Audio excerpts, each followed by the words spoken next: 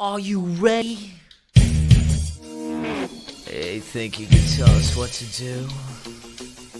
You think you can tell us what to wear? You think that you're better? Well, you better get ready.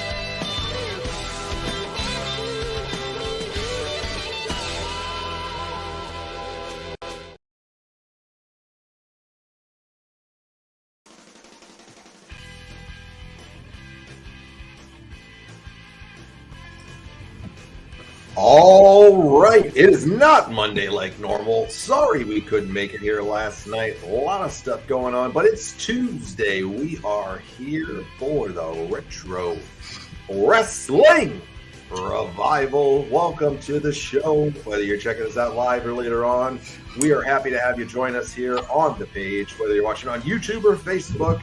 I am Johnny P. Joining me, as always, the Crock of Shit Cup winner himself. Yes. The man with the stutter as smooth as butter.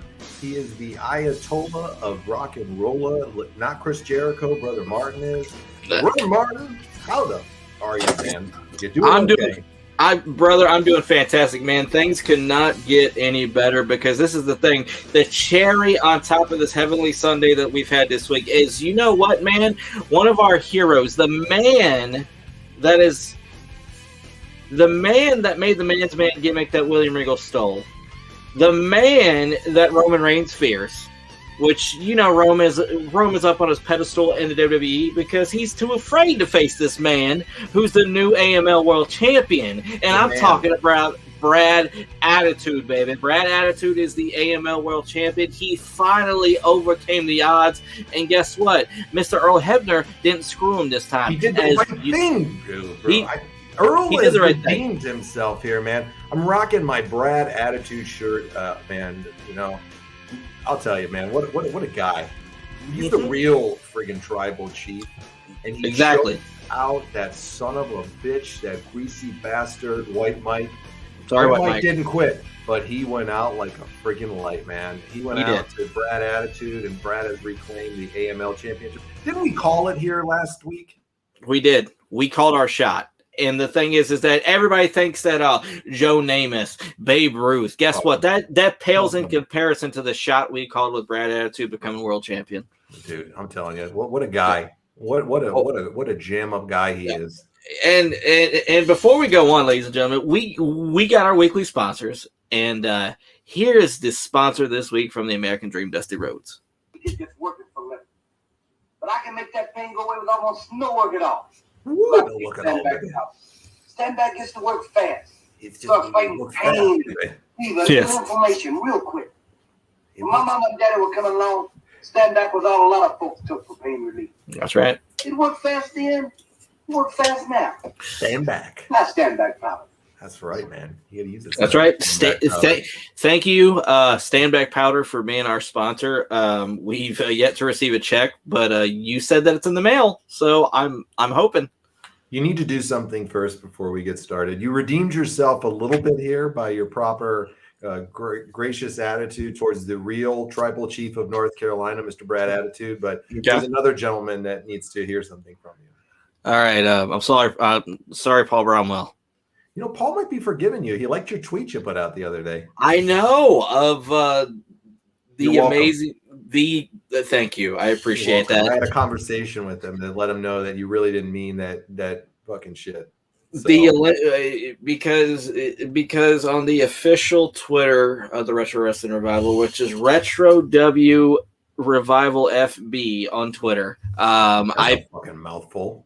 Yes, it is, because apparently the other one was taken. But anyways, I posted a tribute to the Olympic gold medalist, Sexy Kurt Perkangle, whatever you want to call him, the only Olympic gold medalist in the history of professional wrestling, Mr. Kurt Angle, from Pittsburgh, Pennsylvania, mind you, my neck of the woods, and just paying tribute, saying, hey, you are awesome, you are a legend, and Paul liked it, so pretty cool.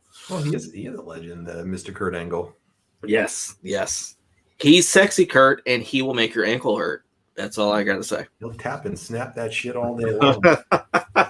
So what do we got on the docket tonight, my friend? All right. So we got tonight a star-studded affair this evening. It's definitely got to be better than the first one, because last week was not so good. It was dreadful.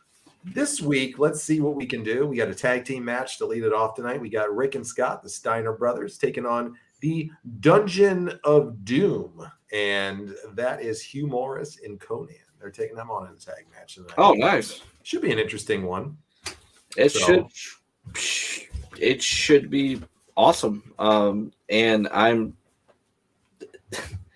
I hope it's a decent match. I do, because we got 4 bowling shoe ugly wrestlers getting ready to go at it.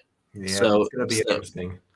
So, yeah. Next one we got is this could be really bowling shoe ugly. We got Mongo taking on Reggie White, and this is the second longest match on the card of all things. What? Yeah, it goes like 16 minutes, I saw. Speaking of pain, go to teammongo76.com and show your love and show your support. You can just give a few bucks and help Mr. Mongo McMichaels in his current battle at the moment. So go to teammongo76.com. All right. Then we got in the main event, we have the team of Mr. Piper, Mr. Flair, and Kevin Greene taking on the NWO, which will be consisting of Scott Hall, Kevin Nash, and Syxx tonight in the main event. So a 6-man match will close the show tonight. This is the longest match on the card. How much alcohol do you think was involved with the NWO before the match started? I think with all of these guys, I think a lot. They probably drank. You know, they were definitely taken out of Arn's cooler in the back, I would say. Wait, hold on. Like the spot cooler? It's the spot cooler, and it's a big ass cooler. It's a big ass cooler. Let me just tell you that. So, and Kurt Angle has something to say real quick. What's he got for us? Booker, I want to have sex with your wife. What? Where is that from? He did a promo years ago whenever he was feuding with Booker T, and he's talking about wanting to have bestiality sex with his wife. Daniel, you missed out on the tribute to the Ayatollah of the Attitude fans here. I'm telling you. Yes. Right here, representing for a little 1-star attitude for Mr. Daniel. Yes, I'm excited. Once again, our hero has reclaimed his title out at AML. Let me tell you something. And you're going to apologize to Mr. Earl Hebner. I'm sorry. He still hasn't earned an apology level, but he's a little cooler in my book. He's a little bit cooler in my book. I'm just going to say that. He redeemed himself a little bit with that greasy bastard White Mike. So, okay. Kurt, the king of bestiality, Angle Daniel says, it's not a parking spot. It's not a dog spot. It's a cooler spot. That's for sure, man. That's right. My cooler spot. Well, let's get into the show here. Slamboree, go right on over to the Peacock app. It's right up on there. It's season 5, episode 1 of Slamboree. This is 1997, the Slamboree 1997. And we are going to be at timestamp 1 hour, 45 minutes, and 53 seconds, because that's where we left off last week when we did part 1. So we'll finish up tonight with the last hour of the show on these 3 matches. Do you have that timestamp loaded up, Mr. Brother Martin? I'm getting ready to right now. Hold on. Okay, so what's the timestamp again? I'm sorry. 1 hour, 45 minutes, and 53 seconds to be exact. 1 hour, 45 minutes. What a hell of a fucking exact name that is. What? I can't hear you over that loud shit. Oh, sorry. What did you say? 1 hour, 45 minutes, and 53 seconds is the timestamp, my friend, for a little Slamboree action right here. All right. Anybody wants to watch with us, that's where we're at. 1 hour, 45 minutes, and 53 seconds. We're leaving. All right. Off last week. You got it up? You ready to roll? You hit that time, buddy? I got the cock loaded. Here we go. Got it. Ready to go. All right, folks. We're going to go once again. 1 hour, 45 minutes, 53 seconds of Slamboree 1997. We're going to go in 3, 2, 1. Let's hit it now. Next month is Great American Bash. I always love Great American Bash. I have too. Which I would have to say, would that be like their second or third biggest show of the year? You know, it's hard with WCW. I always think that the biggest one for them in regards to what they did was usually Halloween Havoc or Starrcade. Yes. Then I'd probably say Super Brawl and then probably Great American Bash, or maybe Great American Bash above Super Brawl. Super Brawl was kind of always designed to be it for them, but it just never worked out that way. I got you. Okay, we got Konnan and Humorous. I love Hugh Morris's theme song here that he would come out to during this time frame. I always loved it. It's better than the... Daniel says, Slamboree, does Piper even actually know, or does he think it's Starrcade? Hey, he thinks that it's the dog chain match. Yeah, he's going back to his times with Greg Valentine. Here comes Rick Steiner. Rick, don't be opening your mouth and saying anything on this show tonight, buddy. Yeah. I don't think Rick's going to be going to many more conventions lately. So if you haven't got your Rick Steiner autograph, I think your time has definitely come. I don't think that's happening anytime soon. And apparently, he's in the new WWE game, and they were going to remove him, but it was too late. So yeah, he's still going to be receiving residuals from the game. Look at fucking Scotty back in this time right here before the pre-Big Papa Pump days. Jacked and stacked, man. Steinerized. I love that theme. Dude, I love Steinerized. I don't know what his heat with Steinerized is. Oh my God, I love it. Turn that music. Turn that music the fuck off. Turn that fucking shit off. And yesterday, was the 15-year? Yes, of Steiner math. Of Steiner math. Yes, 15 years of Steiner math we've had. It was a groundbreaking experience that even Stephen Hawking can't understand, and he's like the smartest dude in the world. All right? I'm telling you. He doesn't even get it. This guy discovered black holes and everything, and he still doesn't understand. Yeah, they took out Mandy Rose, but they kept Vince and Rick Steiner in it. Yes. Yes. Oh, I agree. Man. You got to love the double standards of the WWE. You got one guy that's paid out about $20 million in hush money. Yes. Then you got another guy that went on a complete, homophobic and awful, speech to a transgender person. Yeah. But let's leave them in the video game and kick out poor Mandy Rose, who was making a couple of, I'm not going to say a couple of bucks. She was making like over $1 million to sit over there and do a little racy content. And can't blame her. And how many millions of dollars did Vince McMahon make off of that content during the Attitude Era? Oh, God. Vince McMahon made a lot of money in his life. He just made a shit ton even more with that sale of the WWE. He's made what, like, wait, hold on. So it sold like for like $9 billion? Yeah, I think it was like $9.3 billion he sold it for. And he's going to get what, like $3 or $4 billion out of it? Probably. I think he had about 51% of it. So, I mean, I'm not sure how much it goes to, but I would think he got a few $1 billion out of that deal, I'm sure. And he ain't gonna be able to spend that. Dude, I just sold my house and made a nice chunk of money selling my house, and I was super happy about that. And then here, this guy's getting fucking $4 billion. I'm happy with a nice chunk of money, and this guy's getting $4 billion. And what? Can you imagine to make that type of money? I could not imagine, because honestly, I wouldn't know what the fuck to do with it. I would probably donate the majority of it. Honestly, but there's no way he could spend it in a lifetime. Daniel says, "You think Rick just started being homophobic now? He just sees that Hugh Morrus gear is trying to bite his tongue." Oh my God! Didn't Rick and Scott used to duct tape people to benches naked? Yep. That's what the rumor is. That's what people would say. And then they would shove objects up the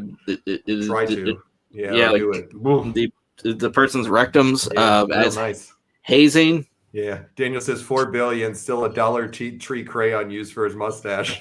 Oh my God! Yes. I wonder if Vince would ever shop at a Dollar Tree. Vince is living the good life right now, and yet he's still deciding to work there. Why would you work if you had $4 billion that you just took in? I don't think he can look at himself within the mirror, and so he's got to distract himself from the piss poor person that he is. So yeah.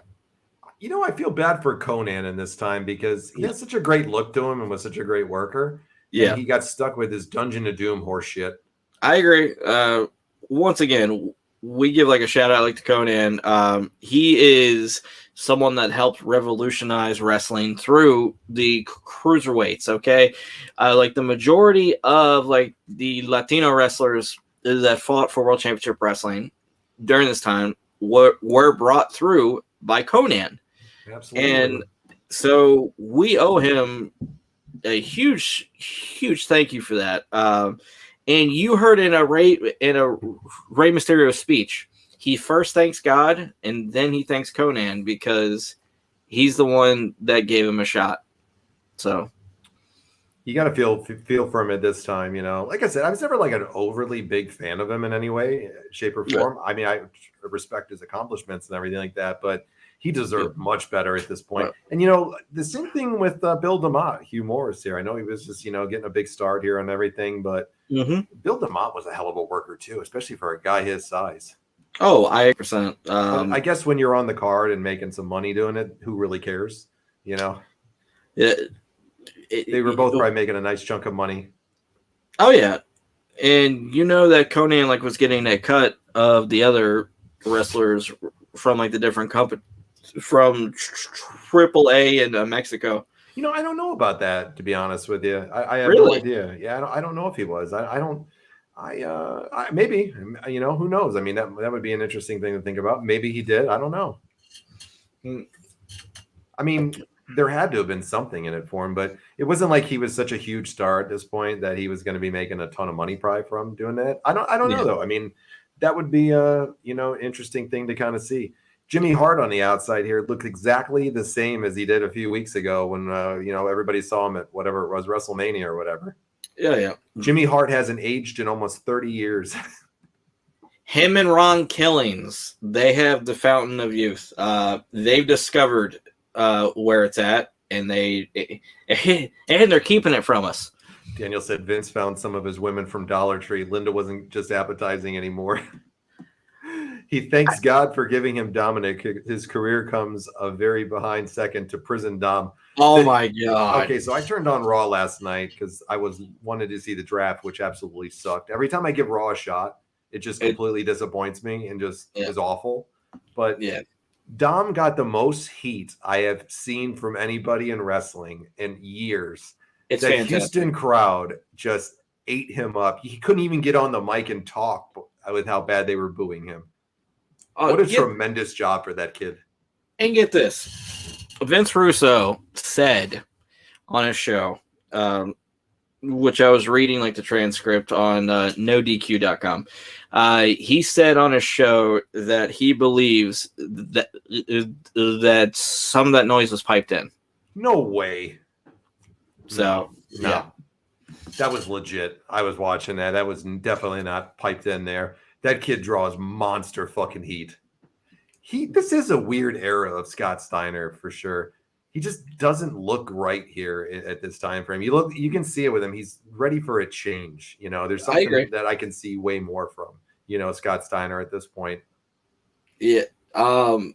Which I agree. And Scott, once he became a heel and he joined the NWO, man, which it was off to the races, which I love the Big Papa Pump gimmick. Absolutely. It was fantastic. Oh yeah, it was. One of my favorite promos was when he was out there and he was with Buff Bagwell in the ring. I put it in one of our videos on the YouTube, like last year when I did it with it. And all you Sacramento scumbags.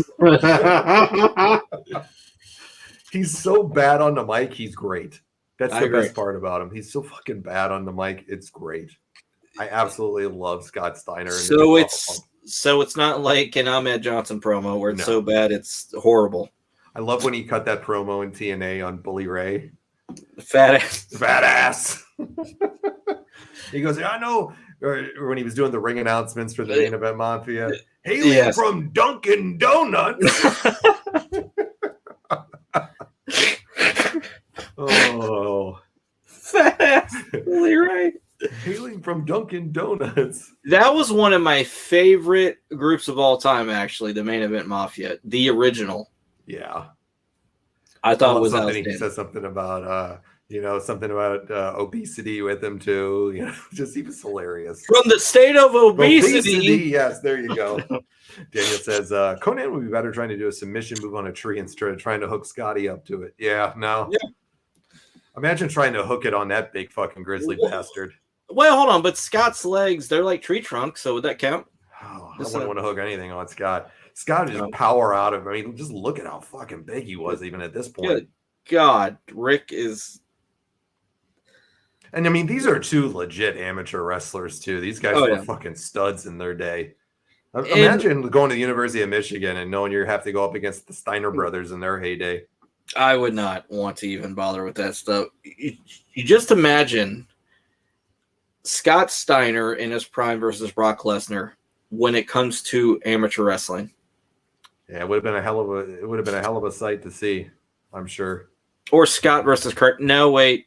Kurt was a whole other level, bro. It's an Olympic gold medalist right there. Yeah. He's going up for no laughing matter right now. Hugh Morrus says, nope, he misses. Knocked himself out on that one. Is he going up? I want to see the Steiner driver. Oh, there it is, Frankensteiner. Imagine a guy that fucking big being able to do that. Oh, God, yeah.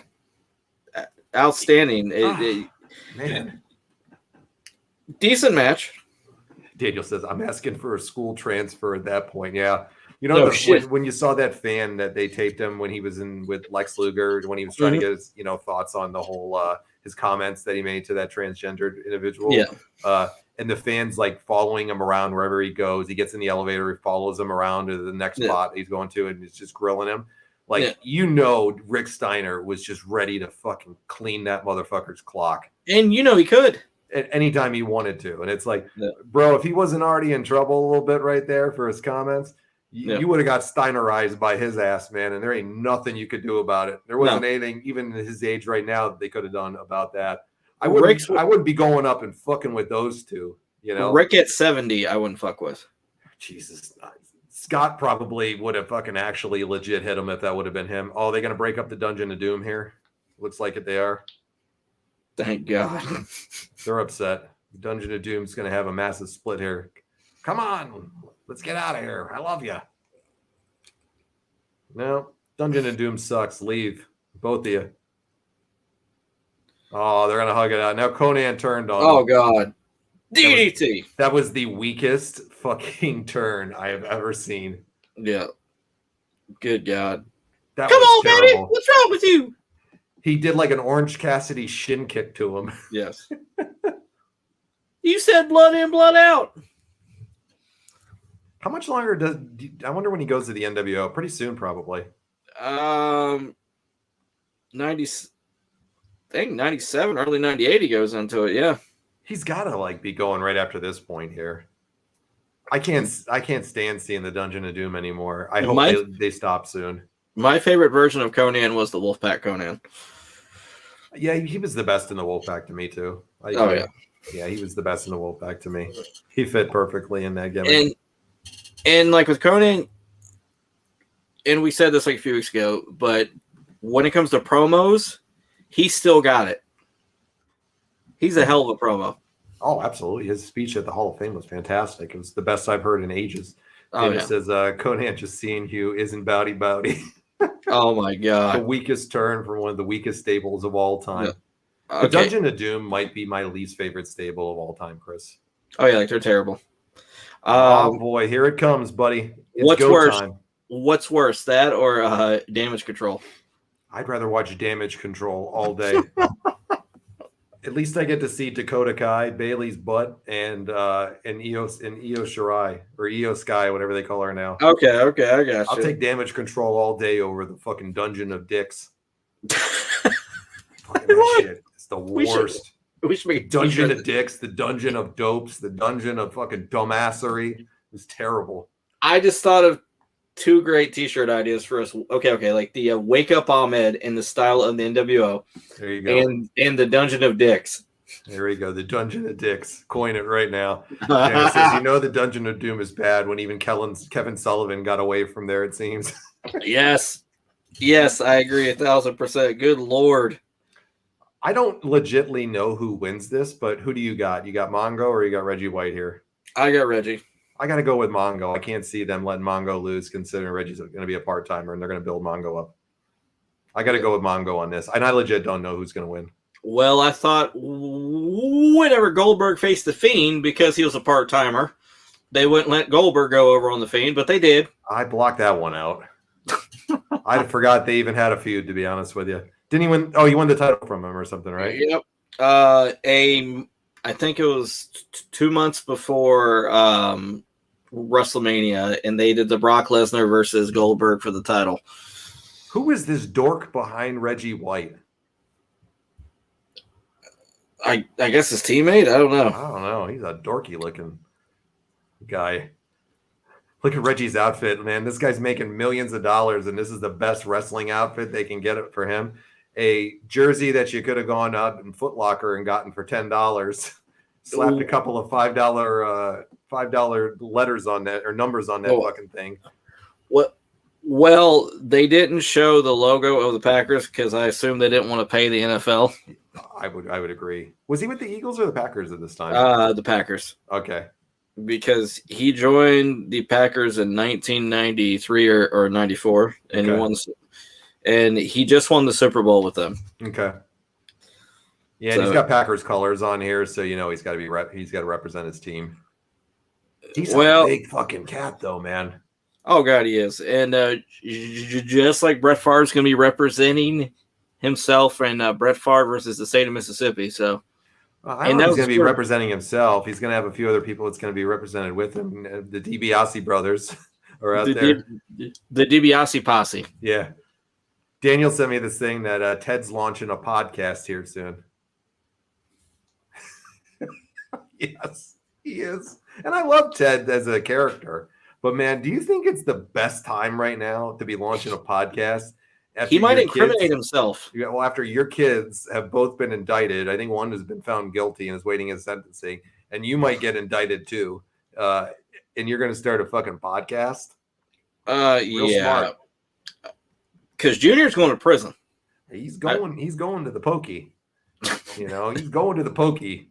The youngest one is definitely going to go. I think he's already been convicted or pled guilty. Brett? Brett, yeah. I think he's just waiting for sentencing. But so, yeah. And you can't really coming into his own these last few months, bro. I agree. Brother, like me and you, we've had these things called Mongo moments where like Mongo has been one of the stars of the show and he's really starting to come into his own. He's really starting to show the potential he has. And it says Jose Lothario in the crowd is not impressed with his Reggie's attire. Oh, how's the crowd looking again tonight? We'll get to them in a minute. We're going to hit on them here shortly. Daniel says, first sentence of the podcast will be, thank you for respecting my family's privacy during this tough time. Yes. Oh, shit. He's going to go on like a worldwide privacy tour. Oh, all right. So I got to go back to the crowd here. You asked the question. They're equally as awful looking as they were last week. And I just noticed another redneck out there. This guy's got his Confederate flag shirt and his fucking glasses on in the back there. So they're getting even worse to me. You got the Dollar Tree Hulk Hogan in the front. You got the other guy that is right behind him that's got his sunglasses on for some reason inside the building. You got another dope with sunglasses now and a Confederate flag shirt. You got Jose Lothario in the front row with sunglasses as well. These are some interesting folks here in the great state of North Carolina and in the wonderful city of Charlotte. Some interesting fellas. Yeah, no doubt about it. That is the biggest sausage fest I've ever seen in wrestling right here in this crowd. Look at it, bro. Do you see a woman anywhere in like remote viewing vicinity? I do not. What about AEW? Do you think that's worse or this? Ooh, man, I don't know. This one's got to take the cake to me so far. Oh, did you see that? Bootleg Hogan doesn't like this matchup. Looks like he's ready to charge to the ring. That doesn't work for him, brother. Oh, did you see Tony Khan flip out on a reporter? Yeah, I saw that. Yeah, I saw that today. I saw it in one of the news sites. Because apparently Bootleg Hogan. Just that's me again, Daniel. Bootleg Hogan. Because it's reported that they're going to tarp off the stadium at 40,000. I don't know how true it is. I'm just going by what was reported. And Tony got pissed. He's like, that is not true. This, that, the other. When you get that pissed, that's when you know it's true. Yes. That's when you know it's true because you're on the defense. Dude, Mongo is pandering to this crowd and riling them up so well.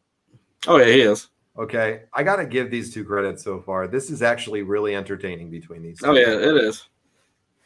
I mean, because let's be real. These two are two of the greatest defensive players in the history of the NFL. Yes. Okay. Yes.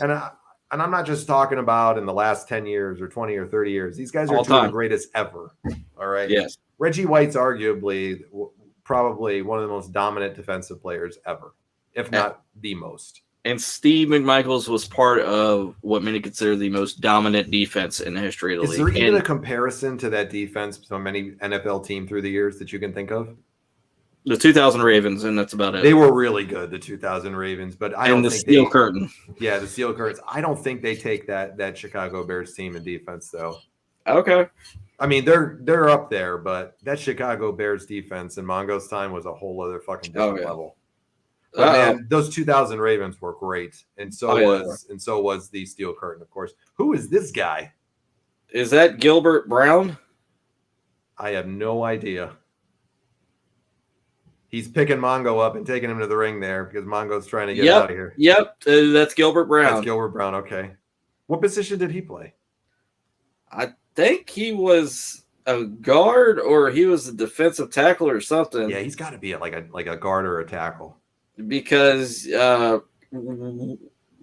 which I can't believe I'm admitting this, but I was a big Brett Favre fan, so I did watch the Packers. No, that's okay to say. Yeah. Just because he did something shitty doesn't mean you couldn't have been a fan. The guy was a tremendous fucking quarterback, bro. One of the greatest ever. Yeah. Brett Favre was one of the greatest ever. You know, it's like when we talk about Benoit on here, we don't condone their actions on a personal level, but as wrestlers for Benoit or for a player like Brett Favre, people make mistakes in his thing, whether he did or not. He's got to go through a court of law, but doesn't mean you can't be a fan of what he did, in his career. Hell of a competitor, man. One of the greats of all time. All right, Gilbert. WCW, bro, before you get on to Gilbert. Oh, Daniel says, Mongo has charisma. Wacky, but showed he actually cared. Absolutely. Hit me with the Gilbert Brown, and then I'll go. He was a nose tackle for the Packers, and he played 103. Hold on. He played 103 games with the Pack. 125 games. He started in 1993 to 1999, and he went back into the league from 2001 to 2006. He has 1 fumble recovery, 7 sacks. Yeah. Not real exemplary numbers there. Not really amazing, but he played in the NFL for that long, so he obviously was very good at what he did, right? Yeah. He played for the Vikings in '93. Then he went to the Packers, and then he coached the Milwaukee Bone Crushers, the Lacrosse Spartans, and the Green Bay Chili. The Green Bay Chili? What a team that was. That was a franchise. Hell yeah. And he's part of the Green Bay Packers Hall of Fame. I'll tell you, man. Woo. So, yeah. The Green Bay Chili? Yes, the Green Bay Chili. Daniel says, bootleg Duggan sitting next to Jose and think we got the stars during this battle of the NFL grades. Oh, study, baby. You know, you got to give WCW a lot of credit. People give them a lot of shit through the years on things, but you know, people who are watching us now that don't remember or weren't born during this time or were very young and didn't watch, you know, frequently at this point, or maybe don't know some of these players. WCW really got some fucking stars, you know, to come on and to do matches. They did it really well for the most part, you know, when they brought people in. They brought in big names, big time people. Rodman was a huge name. Reggie White at this time, huge name. Kevin Greene, huge name. Jay Leno, Karl Malone. Come on. And the thing is that with Dennis Rodman, the greatest rebounder in the history of the NBA, Karl Malone, one of the greatest shooters of all time. I mean, like, both Hall of Famers. Hell, Reggie's a Hall of Famer. Steve McMichael's is Steve a Hall of Famer? I don't know. I don't think so. So, maybe. Yeah. I don't know. You have to look that one up. I have no idea. He should be, I would say. Yes. I think he played 1 year with Green Bay, too, on his last season in the NFL, if I remember correctly. I think maybe that's why they maybe that's where, like, their relationship with Reggie I have no idea. I mean, they're legends of the sport. You know, I'm sure Reggie, if Mongo came in and played before him, had a lot of respect for him and maybe somebody he looked up to. Mongo would have been a fun guy to party with, bro. Oh, God, yeah. Mongo got drafted by the Patriots in 1980. He played for the Bears from 81 to 93, and he played for the Packers in 94.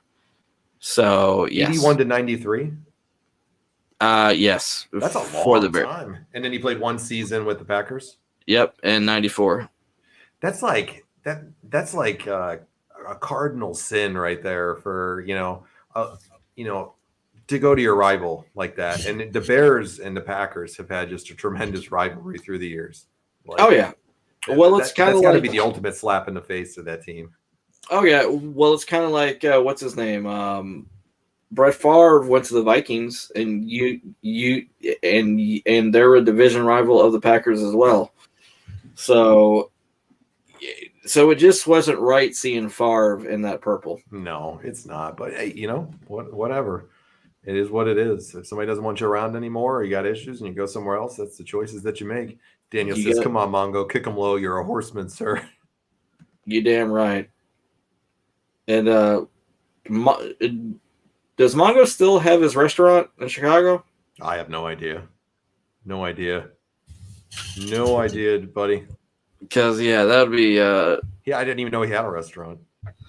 He did, actually. Hold on. I want to try a Mean Gene burger. I wonder if the Mean Gene franchise is still kicking. I wish Hogan's Pasta was still around. Pasta Mania, brother. Yep, it's still open. It's called Mongo McMichael's. And it's still open to this day? Yep. All right, good. And Chris, go ahead. So it's in Romeoville, Illinois, and it's ranked number 9 out of 41 restaurants in the area. So it's actually decent. Yeah, so that's not bad at all. No. Chris, exciting news did come out of the draft last night on the after draft there. It surprised me here. Raw has procured the talents of one of the all-time greats that people don't give enough credit to, a man that is definitely got to be in contention to win the new title. A guy that is a man amongst – no, he's not there. A man that is, once again, like Brad Attitude, he's a man amongst men. He's Kimchi. No. Veer Mahan is coming back to Raw. He's coming back with his partner. He's coming back to come back. He's coming back to come back to Raw. It's a very exciting day, Chris. I'm excited. I mean, the guy has the best hair in wrestling, period. I mean, just like flat out, the guy, Fear Veer. Can you imagine if they paired Veer and Brad up in a team? Oh my God! You thought the Mega Powers was big? Okay. You have both those men walk in the arena, and you would have to have maintenance with mops because the women's would be soaking the floors. Just saying. Well, with fucking Veer's hair and Brad's attitude, man, it's going to be a good business is going to be picking up right over there. Daniel says, Veer, the world champion, we all knew ratings are going to top Attitude Era numbers right there. Right, yeah. I'm excited for it. Hopefully it doesn't take him 6 months to come again. But it is what it is. We'll see what we get from him and his partner. This is a really good match. They really are doing as good as they can do. You would think with Mongo not being as seasoned as other people that this would be just a shit show, and he's leading the match. You can tell. You know, it's very simple, this match, but they're eliciting a wonderful response from the crowd. Mongo is playing up as a heel perfectly. Yeah. And Reggie is definitely doing his best. There's no doubt about that. Well, it's kind of like before we started recording tonight, which I was talking about the older wrestlers like Jake Roberts and like the Honky Tonk Man, how they wouldn't do many moves within their matches, but the moves they did were important. And like the fans would go nuts and like the fans would respond because like those moves would be like the little puzzle pieces that would really paint the picture that was coming together. And the fans were able to digest it. And they were able to really take it in. And this is more of an old school match. So I like that. I agree with you. They're getting the crowd into it. And they're showing you that you don't have to do 1,000,001 flippity flops and crazy things all out there, which we all love to see that good wrestling too. And it's awesome and it's amazing. But this is an example of if you know how to play a crowd and you know how to drum up the interest from them, you know how to get the heat, you know how to get the pops, all that shit. You can make it work. That's like many people consider the greatest match of all time was from WrestleMania 18, The Rock versus Hogan. And that was amazing. That was not a huge spot fest or nothing by no means, but you saw the crowd go absolutely bananas. And they really didn't do a lot. Timmy goes, Veer's taking medication now, so it shouldn't take 6 months now, 5.5 tops. Yes. The Hogan and Rock match is absolute perfect storytelling for a match that you could ever hope for. Oh, yeah. You got a double turn in the middle of the match. Nobody projected that was going to happen. The crowd flipped that match, and you had two of the greatest performers of all time out there helping out and doing it the right way. Another briefcase from Double J, and Reggie White got smacked. That's JE-double-F. Son of a bitch. RRE-double-T. And that's a win for Mongo McMichael right there. He bent that on his back. Look at that. You guessed it. Woo! A loaded Halliburton. Gilbert Brown's coming out now to try to hit him. That didn't work, Gilbert. I don't know what the purpose of the dipshit on the outside was that came out with Reggie White. He just stood there and did nothing. Yeah. Poor Deborah got an ankle injury, Chris. I hope she's okay. I hope she's okay, too. Deborah, I don't know. I really wasn't Did Jeff that big have of any more ring gear than this one at this point, Chris? My God. He wears this ring gear every single week he's on the show, that Dick Dancer outfit. It's the same color and same one, it looks like, too. I don't know. Was WCW not paying him that much? I mean, I don't know. Hey, who knows? I mean, just wash it, I guess. Yeah. Well, Jeff was known to travel from company to company. So yeah, that is true. Double J heard Reggie say he wasn't great. Slapnuts had to pay. Yeah, exactly. I can't wait till we get one day to the spots with Beetlejuice on there and fucking Jeff Jarrett just wallops him with that thing. All right. Hey, you know nuts. You know that Snap nuts. Oh. You know that the year 2000 is going to be some rough viewing for us. It is, but you're going to get a lot of laughable material when it comes to that point. But the good news is it'll take us about another 4 years to get there. So we're going to be going for a hot minute here, folks. This ain't stopping anytime soon. So the best is yet to come. Like we're getting ready to. It always gets fun here. Here comes Michael Buffer coming in to make his $100,000 for about a minute and a half's worth of work. God bless him. I don't blame him. Nope. How could you? This guy's got it all figured out. I want to be Michael Buffer, man. Do you have a cameo tonight, or I did not grab one tonight? Damn it! I know. I'm sorry. I did not grab one tonight. I'll make up for it next week, though, and I'll get a very impressive one. Oh, okay. I do have some other material for another night that I want to bring up, and it goes back to some Ultimate Warrior shit that you're going to absolutely love that I dug up. So it's just more long-winded, so I'm not going to put it on tonight. But in the next coming weeks, I have some really funny Ultimate Warrior clips that I dug out that people made. It's hilarious. Does it have to do with him saying certain things don't make the world go around? No. Okay. No. This is funny. This was a fan video where they took a bunch of his interviews in, and they spliced them all together to make it seem like he's actually having this like conversation. It sounds legit, like he's having this the way they put it together, and they get it. Awesome. So he says all of these crazy fucking things and hilarious things. I love it. Okay, I can't wait to see that. And oh man, we say this every single week. The definition of fucking cool. Here they come. Scott Hall. Kevin Nash, his podcast, man, my favorite listen every week is to the Click This podcast. I absolutely love the chemistry between him and Sean Oliver. I actually signed up for their new website there where you get some exclusive material every month. And that's how much I like him. The ad-free shows? No, it's not an ad-free shows. It's called clickthisTV.com, I think it is. Really? Yeah, and for like $10 a month, you get all these additional stuff. You can get live access when they're taping the show, ask Kevin questions, all that shit.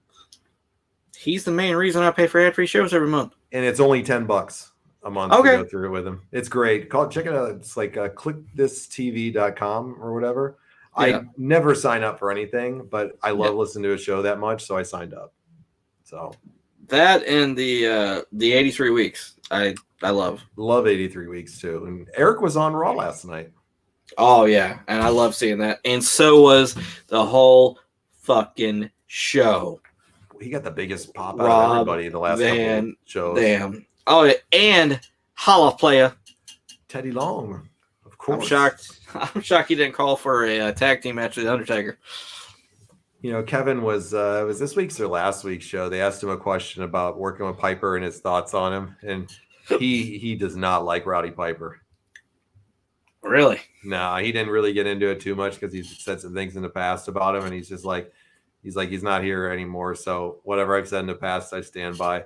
Apparently, he beat the shit out of Piper in the back at one point. Roddy tried to come at him about something, and he beat the shit out of Roddy in the back at one of the Nitros. I don't remember which time it was, but which time frame, but he did. He doesn't want to speak ill of the dead, pretty much.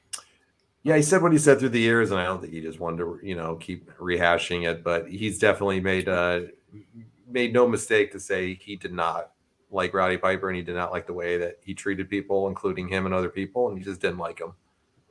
And I Here comes Greene. Look at him. He's ready, brother. Brother, he's ready. And he's an intense guy, Kevin Greene. You could tell he loved this shit. Oh, yeah. Huge fan of wrestling.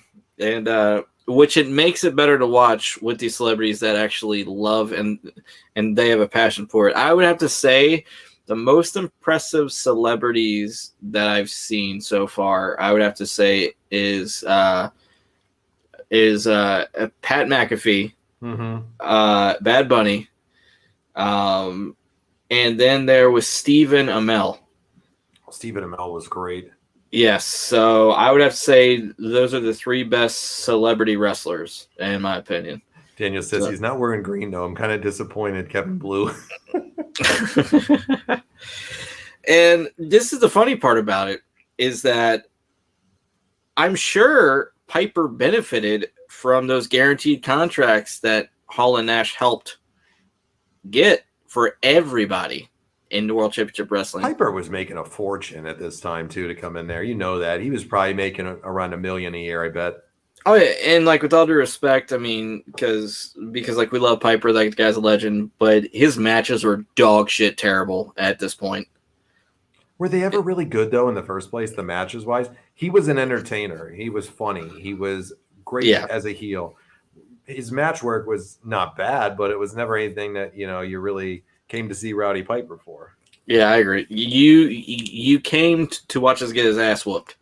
Yeah, or he came to watch his antics and just the shit that he would do because he was good at it. Oh yeah. This time I don't think he was good at all. He was drawn out and boring, but that's just my opinion.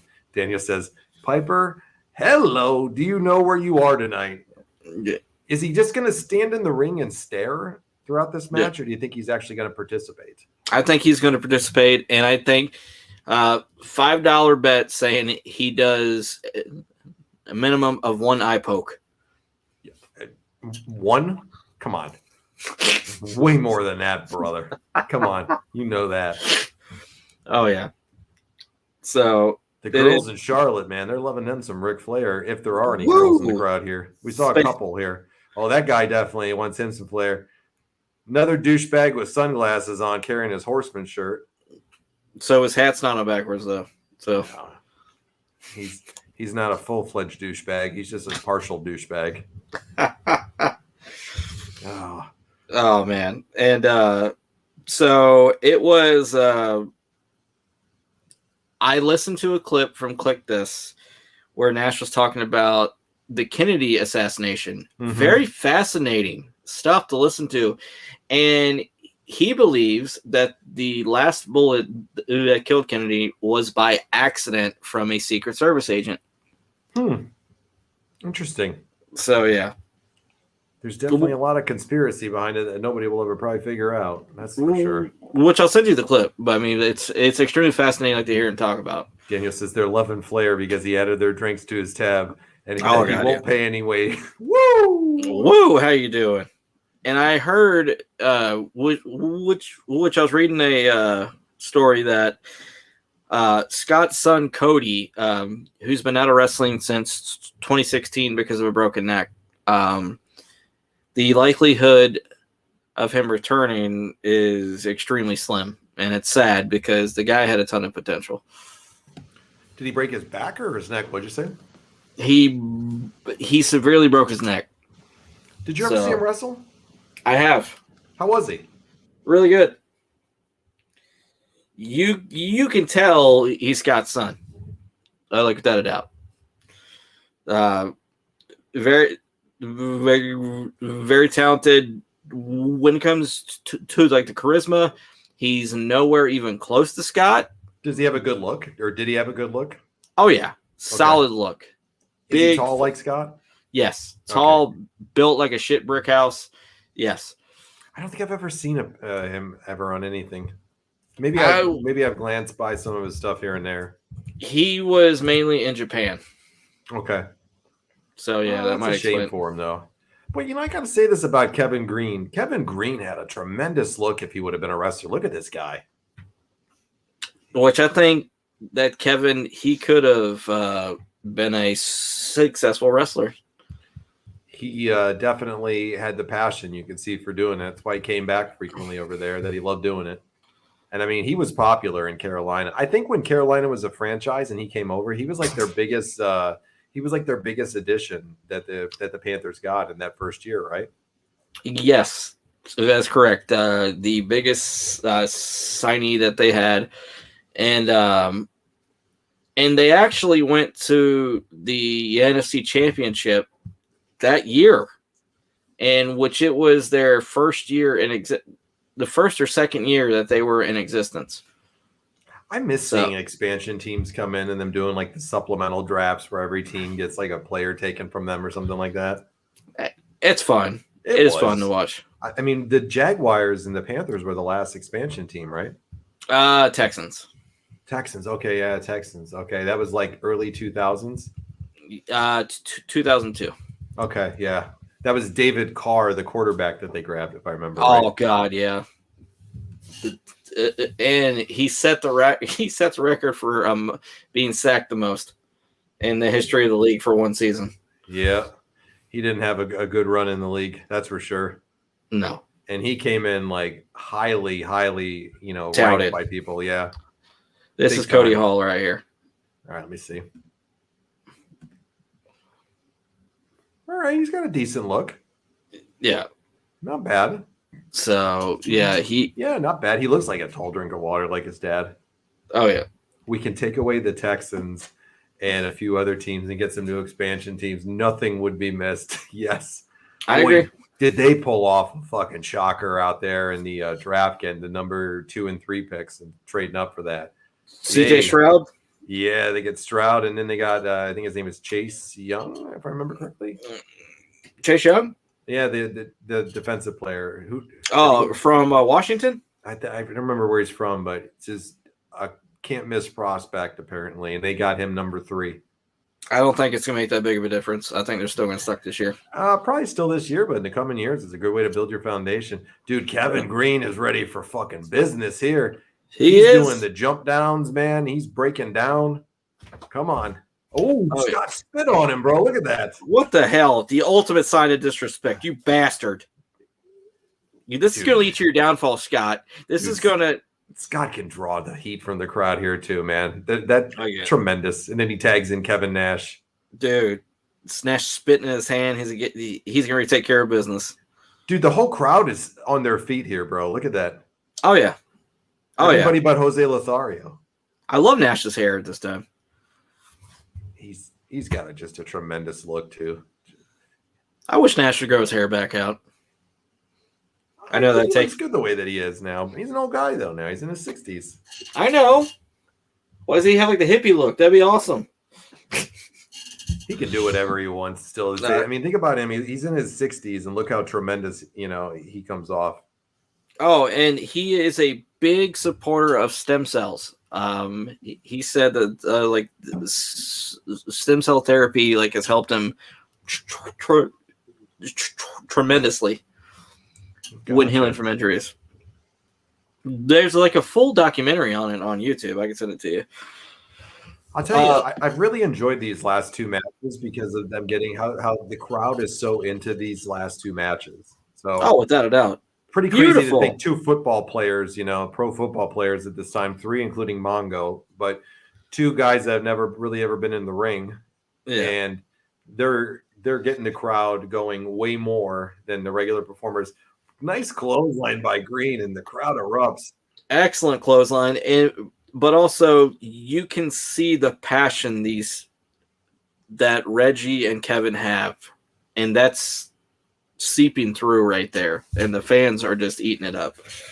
I think that's the difference in why it's so successful for them, because you can see when somebody's passionate about something that they're doing and that they're into it. And Reggie and Greene are into beautiful. It. Nice move there. Dude, Reggie could have been a wrestler. Not Reggie. Greene. Kevin Greene. Jesus Christ, I'm getting the names mixed up. I think he definitely could have. I mean, he's obviously a tremendous athlete. Yes. So Jose ain't stating this as see. Scott could easily spit on someone when he has Big Sexy to tag in. Yeah, that's the truth. That's why I love that chicken chip move that he did when he spit on Greene and then tagged Nash right in.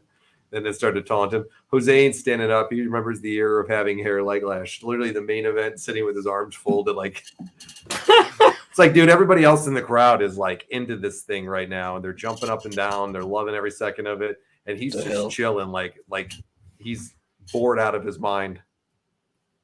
It's like, then why are you at the show then? That's what I don't want to show. Yeah. No, he's standing up now. Jose's standing up now. He's listening to what we're saying over here. Like, oh God, here we go. She's dicking the sunglasses down from him, though. Kevin Greene will earn extra brownie points with me if he just runs out there and does a full-fledged fucking lariat. Oh my God! Did you see Hall making fun of his hip? Yeah. Yep. I love it. So yeah. So if Greene were to just lay out the fan, that'd be great. Bro, he'd get even bigger fucking brownie points with me. Oh, slap to the leg and a slap to the face. How quick do you think Scott Hall in real life could have fucked Roddy Piper up anytime he wanted to? Oh, yeah, like in 5 seconds. Then 5 seconds, just go after the hip.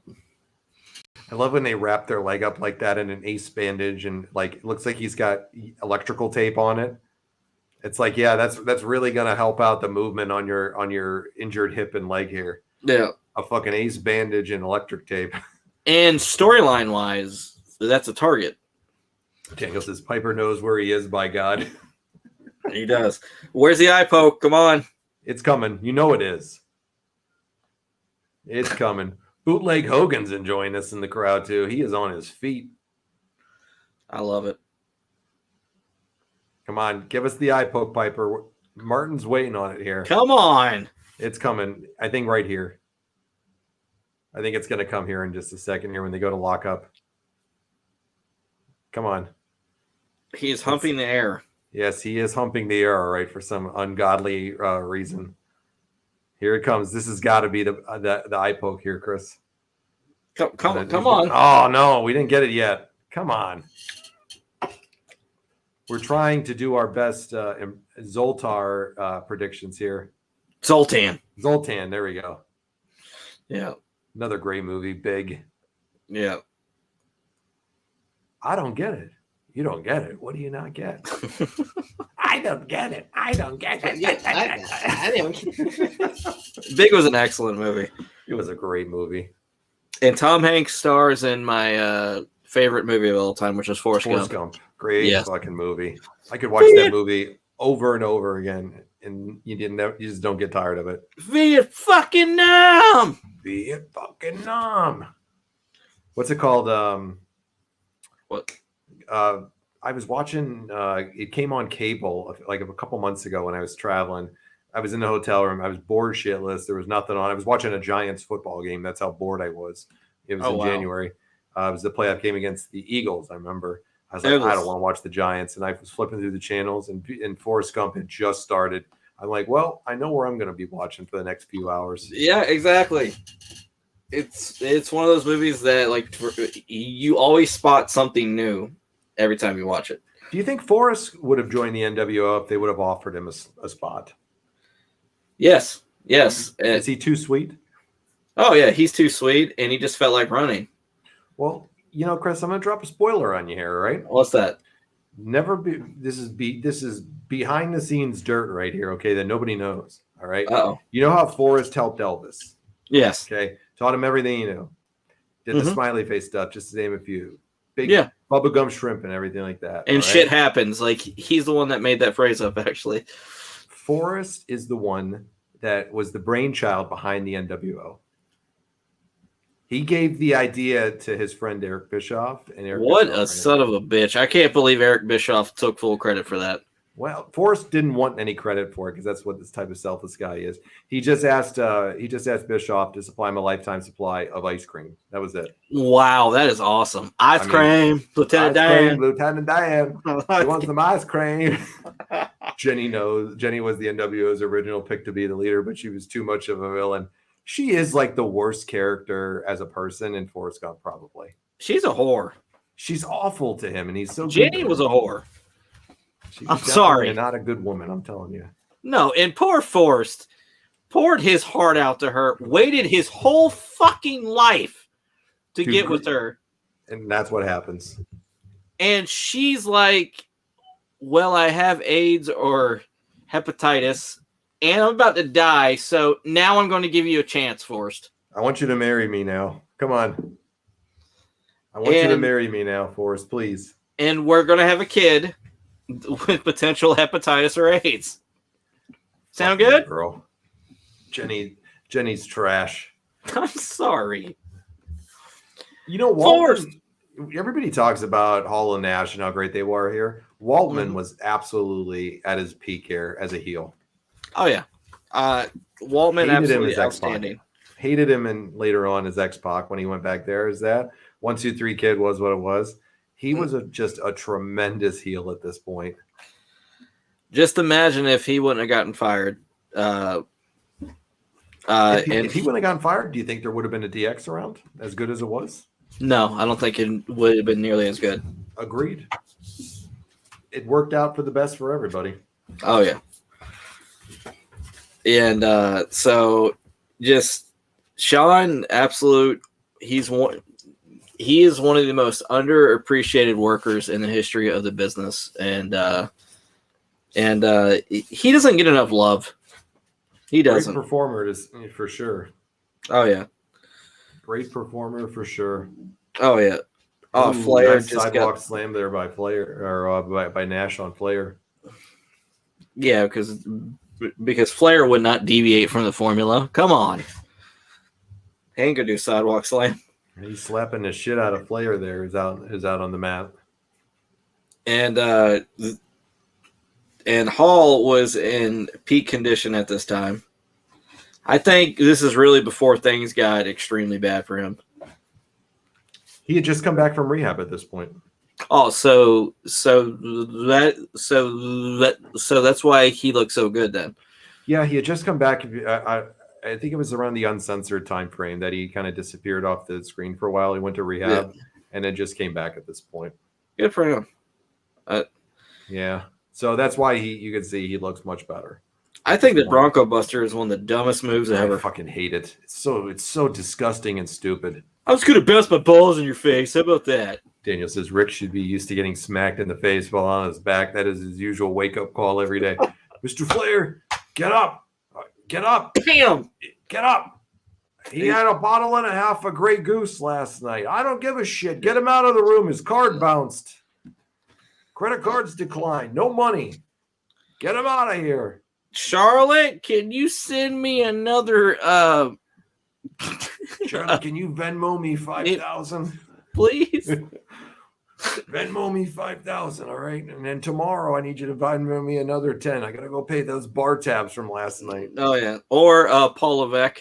Paul, help me out. I spent all my Ric Flair drip money. There you go. Apparently, Arn and Rick are actually back on good terms. So that's a good thing to hear. All right, how long you give that one?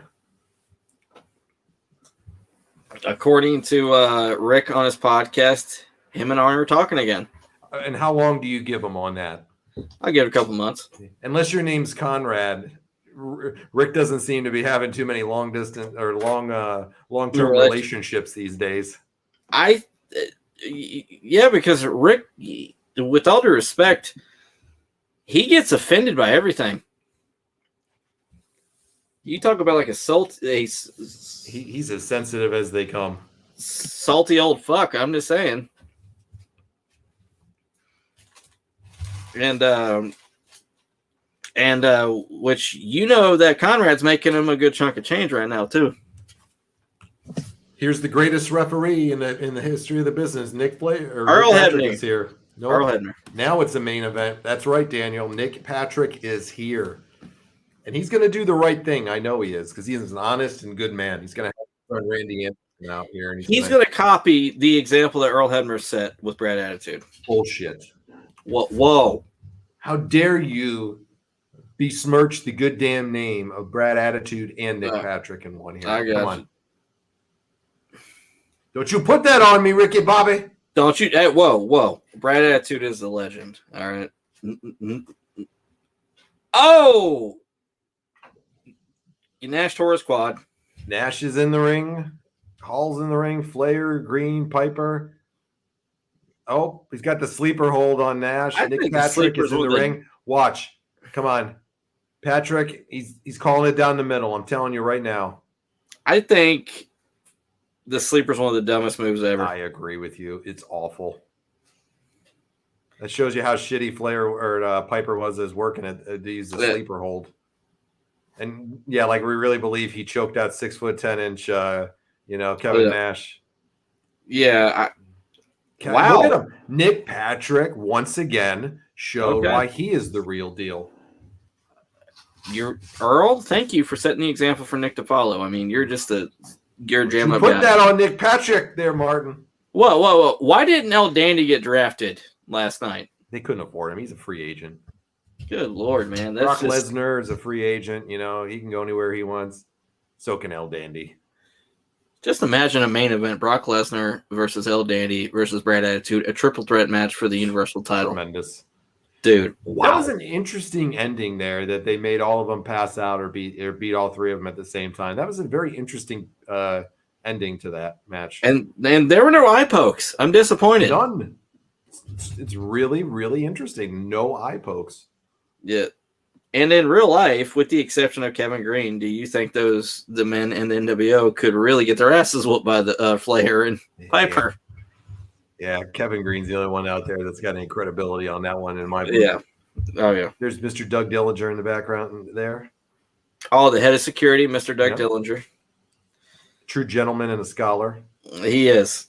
Without a shadow of a doubt, baby. And then next month is going to be the Great American Bash. So it should be a fun one. We're about a month out from that on WCW timelines here. So we're about 8 weeks out roughly till we get to the Great American Bash. We'll get to that in the summertime and probably sometime in July or August. Do you know what I'm excited about? Is one of my favorite series of matches in the history of World Championship Wrestling, which is coming up. The best of 7 series between Chris Benoit and Booker T for the television title. We're getting ready to hit that. Oh, okay. That'll be fun to watch then. Daniel says everybody's a free agent now. They'll be on both shows in 3 weeks tops. Yeah, no shit. I mean, all right. So what do you think of part 2 here of the Slamboree? Way better than part 1. Like without a shadow of a doubt. Steve McMichaels did a fantastic job with Reggie White. Good match, solid match, good storytelling.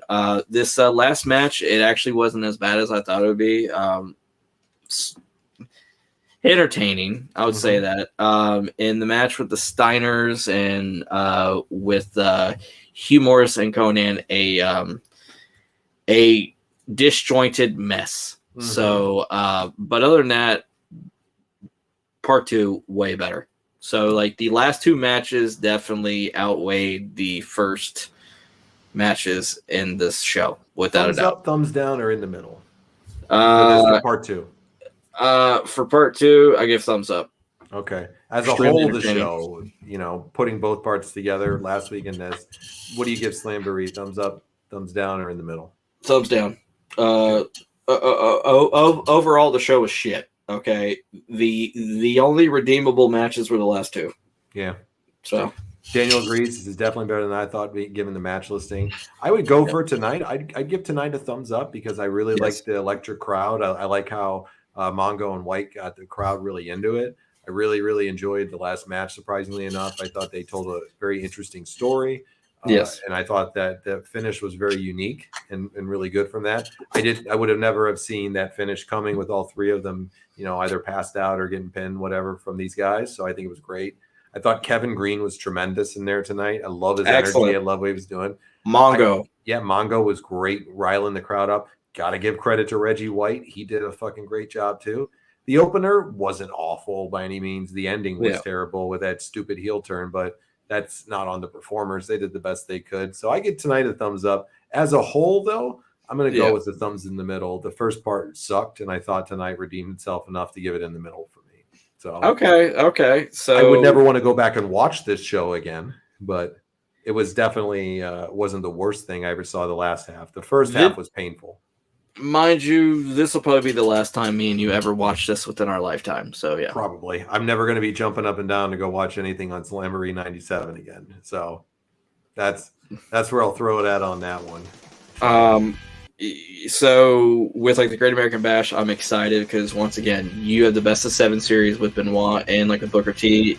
And you talk about these guys at the level. So I'm excited to watch that whole journey with you. And we're doing Monday Night Raw next week, baby. We will. We'll be back for Monday Night Raw next week. And bring a cameo. I will next week. I got some good stuff coming up there. I worked super late the last 2 nights, so I didn't get to do proper research, and I never want to phone it in. So I got to make sure I throw the right one out there always, for the good stuff. And the MJF one last week, I think, made up for it. Oh, my God. It was a chef's kiss. Oh, it was good stuff. So we're going to be on to Raw next week, everybody. So come back and check out some Raw with us next week. We hope you enjoyed it. We'll do our best to get it back at our normally scheduled Monday time around 10:15-ish. But we hope you enjoyed tonight. Make sure you like and follow the page here on Facebook if you're watching on Facebook. And if you're on YouTube, make sure you hit the subscribe button on it and hit that little bell and notification. That way you get notified every time we're doing a show. So we would greatly appreciate those two things. And for Brother Martin, the Crock of Shit Cup winner, I am John. We are out of here for tonight. Have no fear. We'll be back next week. And remember, we have a new world champion. Relish in the greatness that is Sensei Brad over at AML. Damn right. And Chris, damn right. What do you got to say to Paul?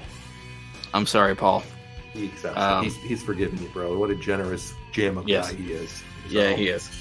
Well, we're out of here, folks. We'll see you again real soon. Thanks for watching the Retro Wrestling Revival. Boom.